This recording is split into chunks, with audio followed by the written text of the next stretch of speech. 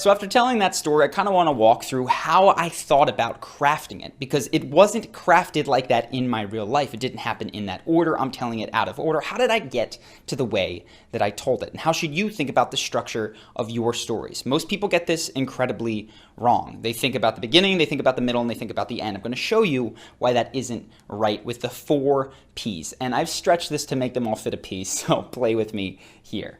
The first P that you need to think about, especially when you're doing a story that isn't just for fun to laugh with your friends, you have a point, is the purpose. What is the point of what you are talking about? Now, my purpose here was to communicate to these guys that you're going to feel nervous.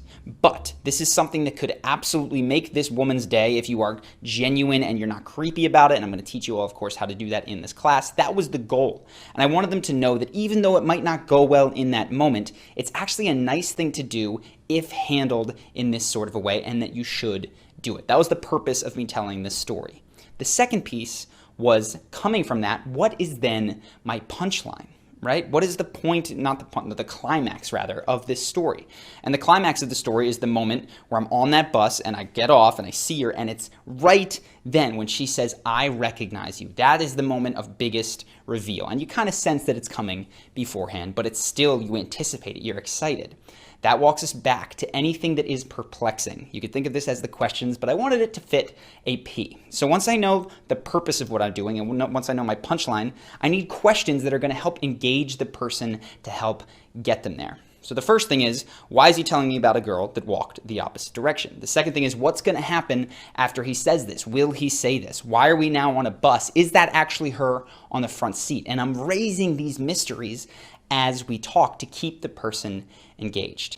And the last thing is that anything that is playful, I can then add. So we want some emotion in here, that rise and fall of feeling nervous, having it going well, feeling confused, any sort of joke that you make at your own expense. I didn't include a ton in here, but when it was live in person, I would laugh at myself all the time and really play up how silly and how goofy I felt doing it when it happened in real time. Those 4 P's, if you have your purpose, your punchline, anything that is perplexing, and anything that is playful, is the way to think about crafting your structure. And unlike going beginning, middle, end, you're actually going to start with the end. Then that's going to help you define, okay, if this is the end, this is where I'm going, where should I start? And that kind of helped me in this last story realize, you know what?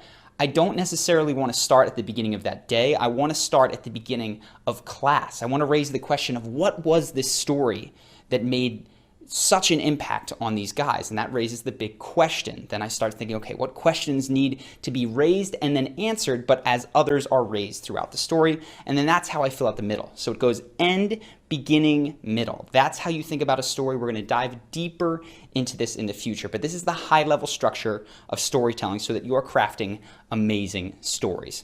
One caveat here. This is for speech writing. This is for presentations. This is for teaching. And you're going to internalize this so that you can quickly kind of do this on the fly with your stories in real life. But of course, as you're trading stories with your friends, they're not going to have this level of thought placed into it. It will become a bit more reflexive, but it's definitely not going to be as in depth as the stories that you're telling with more of a purpose.